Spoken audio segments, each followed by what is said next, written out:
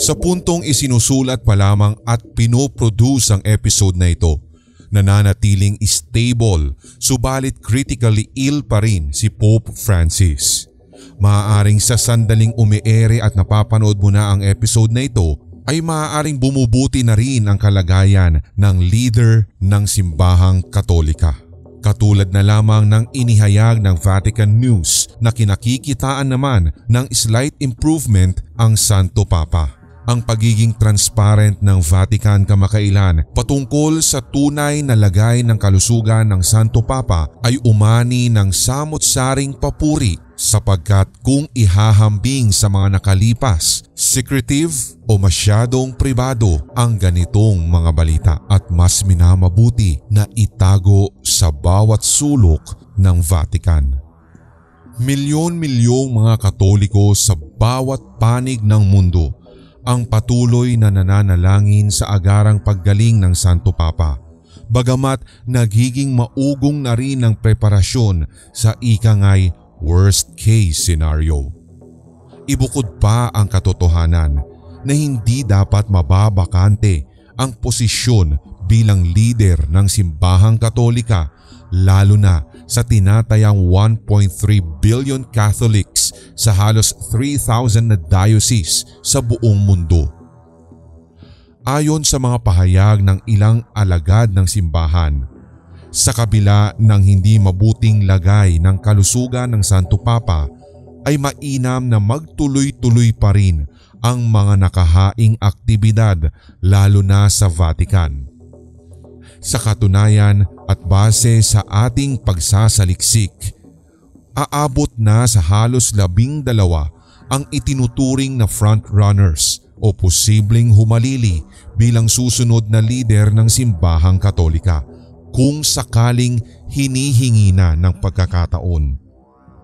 Malakas ang ugong na maaaring si Luis Antonio Cardinal Tagle ang pwedeng mailuklok at kung sakali ang kanyang ngalan ay maiuukit pa sa kasaysayan bilang kauna-unahang Santo Papa na nagmula sa Asya.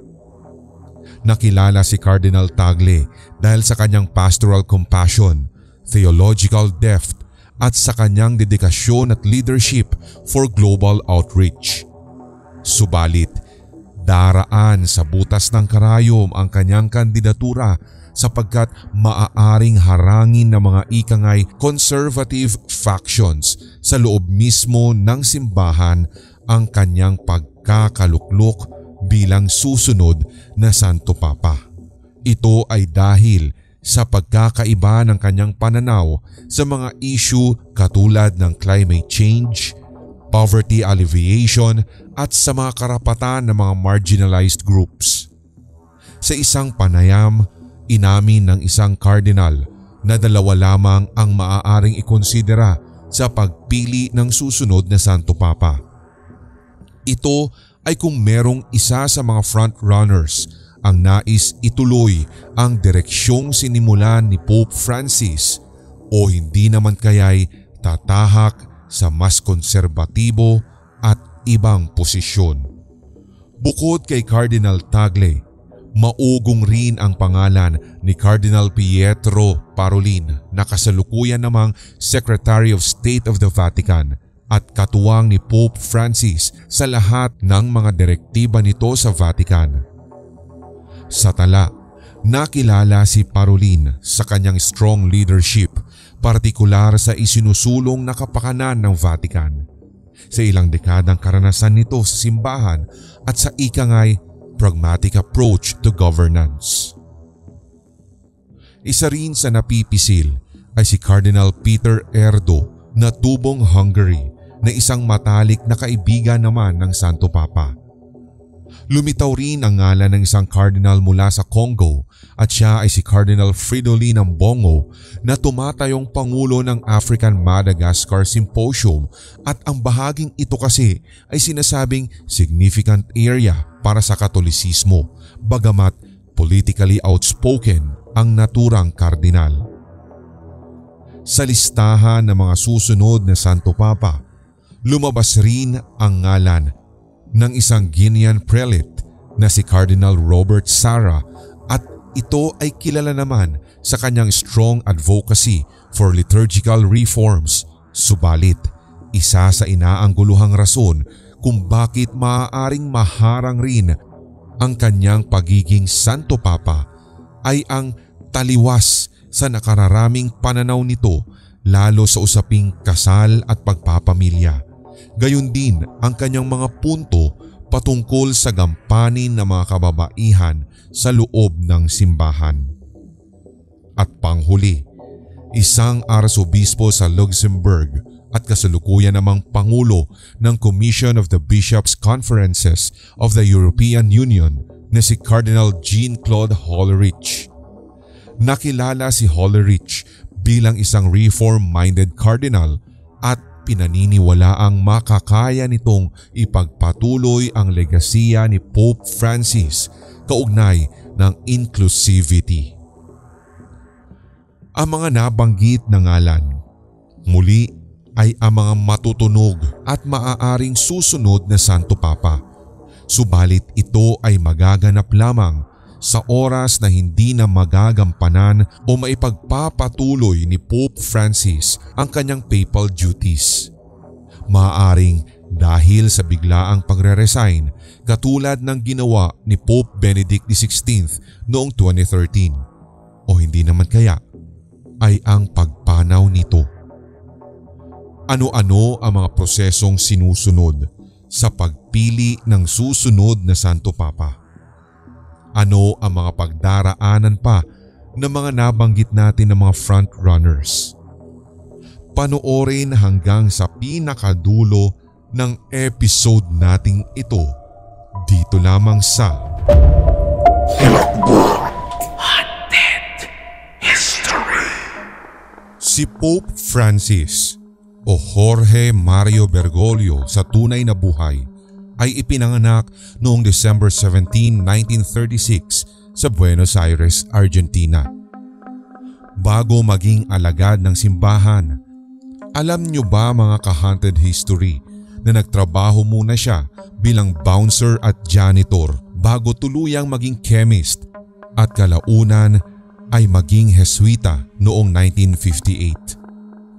Naordinahan siya bilang paring Katoliko noong 1969 at naging arsobispo noong 1998. Taong 2001 naman sa panahon ni Pope John Paul II nang siya ay maging kardinal.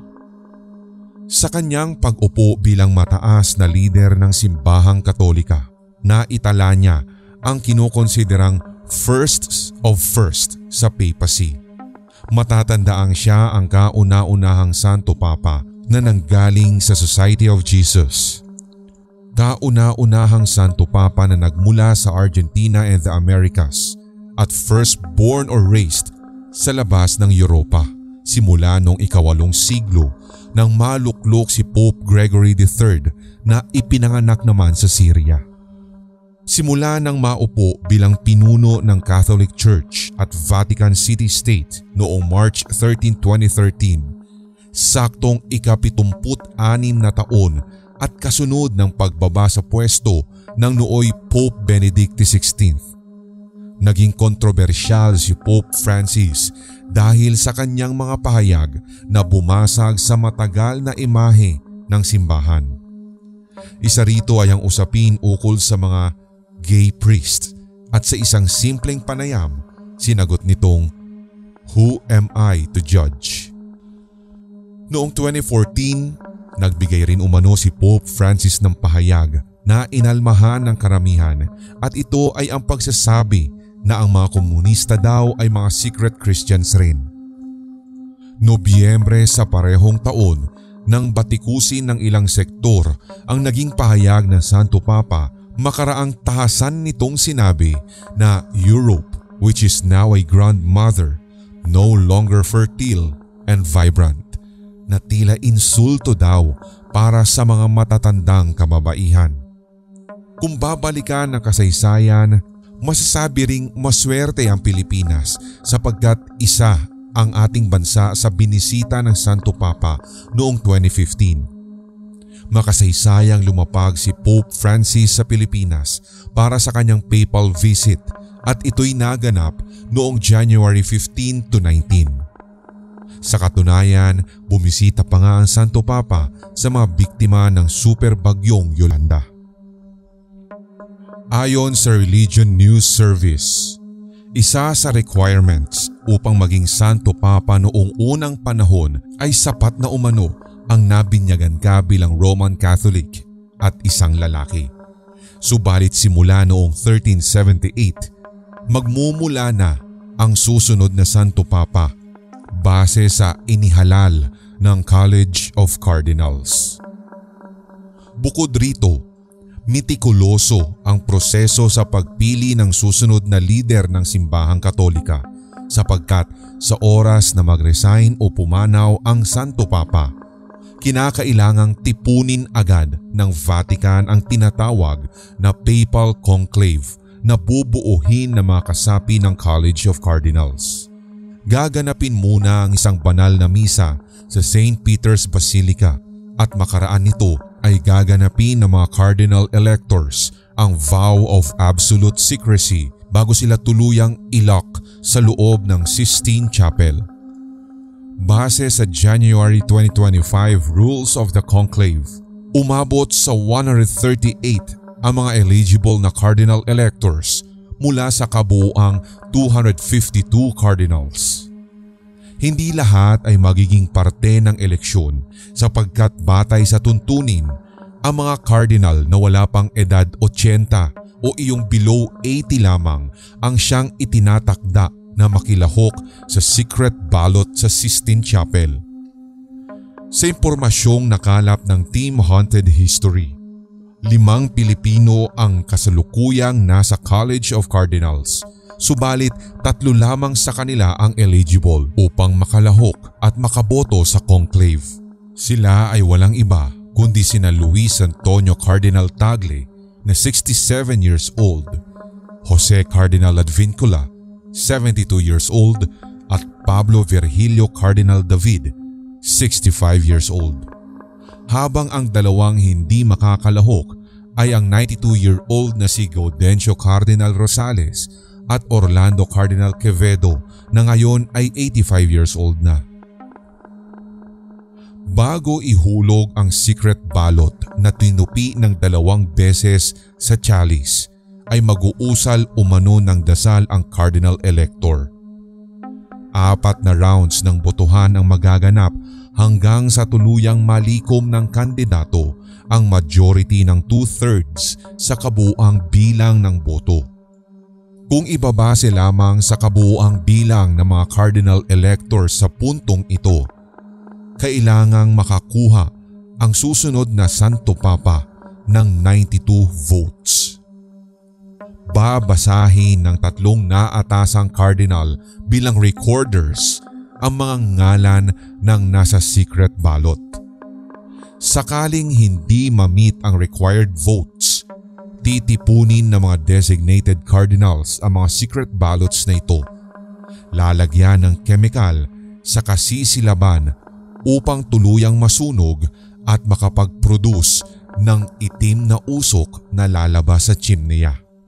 Ang itim na usok ay isang indikasyon na wala pang naluluklok na Santo Papa.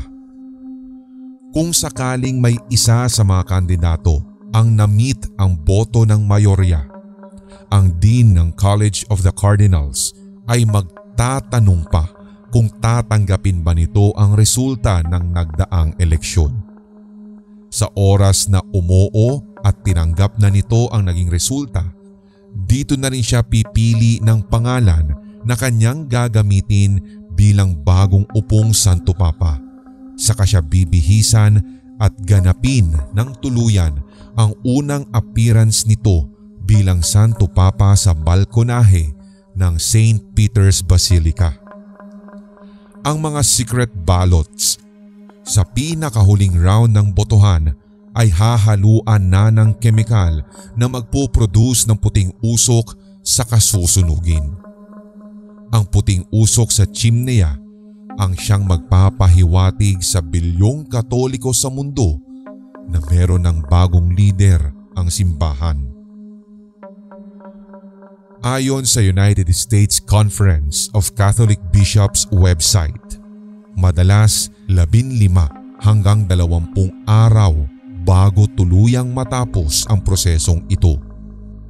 Bago tuluyang ipakilala sa publiko at basbasan ang buong syudad ng Roma, isang senior cardinal deacon ang mag-aanunsyo sa wikang Latin, Habemus Papam, na kung isasalin sa Ingles ay, "We have a Pope." Sa modernong panahon, ang mga pelikulang The Two Popes noong 2019 at Conclave noong 2024 ang pinakamalapit na depiksyon sa kung paano isinasagawa ang sagrado at pribadong pamimili ng Santo Papa. Haunted History. At inyong natunghayan ang ating diskusyon kaugnay sa proseso na sinusunod sa pagpili ng bago o susunod na Santo Papa. Muli, sa oras na pinuproduce namin ang episode na ito ay nananatiling stable subalit critically ill pa rin si Pope Francis. Although sa kapapasok na balita habang nire-record ko naman ang bahaging ito, sinasabing may slight improvement na nakikita sa Santo Papa. Abangan ang mga susunod nating episode, lalo na ang susunod dito sa videong ito. Ito po ay bilang tugon sa request ng mga solid haunted history viewers natin na kung saan ating pag-uusapan naman ang mga naitalang kapalpakan sa kasaysayan ng conclave at ito ay ayon mismo sa mga insiders mula sa Vatican. Maaari mo ring panoorin ang related video na pinamagatang "Hindi mo aakalaing nagawa nila ang mga bagay na ito" na siyang tumatalakay naman sa mga ikangay worst popes in Catholic Church history. Maaari ninyong i-check ang video link sa description o sa comment section. Kung nagustuhan mo ang episode na ito, maaaring mag-iwan ng komento o mga topic suggestions. Pindutin din ang subscribe button at ang notification bell para sa mga susunod pang Hilakbot Haunted History. Ako po si Red, ang boses sa Hilakbot Pinoy Horror Stories, Sindak Short Stories, Pulang Likido Animated Horror Stories at Red Diaries Tagalog Love Stories. Hanggang sa muli.